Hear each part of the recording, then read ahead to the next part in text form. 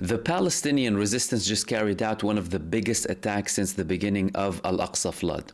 But I'm going to start off with the other attacks that they carried out against Israeli forces in Gaza and how the attack in Al-Mighraqa, the biggest attack, was directly linked to Israel's attack in Rafah.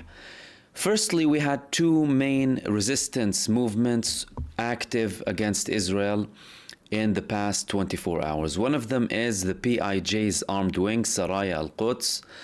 They targeted an Israeli vehicle and they also launched missiles on Israeli territories. With regards to Hamas's armed wing, the Al-Qassam brigades, they carried out mortar shellings on the Netzarim line where Israel is based in three different sections: the center, the east, and the west. That's the area that splits Gaza in half and where Israel is currently primarily based in Gaza. But the biggest attack was the Al-Mighraqa ambush. Al-Mighraqa is an area very close to the Netzarim base in the center of Gaza.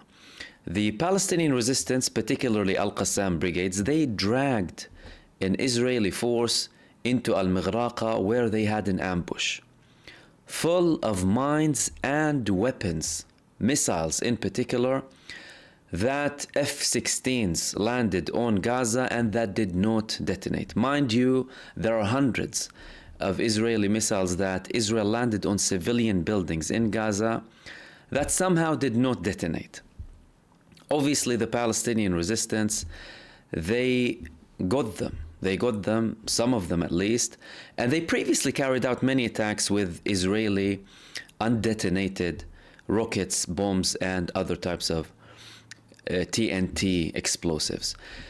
With this particular ambush, it was one of the biggest ambushes that led Israel to admit that 3 of its soldiers were killed and 11 were wounded. Now, mind you, this is only what Israel confirmed. The numbers could be significantly higher, but Israel typically does not confirm the number. The Al-Qassam brigades, they took a couple of missiles, had the ambush, dragged the force, exploded. What does Israel do? Typical to what Israel does usually. They obviously couldn't take down the force that did it. They didn't know where they came from. It's an ambush. They disappear. They target civilians, similar to what they've done ever since the beginning of the 7th of October. They punish the civilian population. So they attacked Rafah, killing 30 people, half of which women and children. 3 houses in Rafah, one of them belonging to the Taha family, alongside other strikes in Gaza. Typical cowardice, typical punishing of civilians.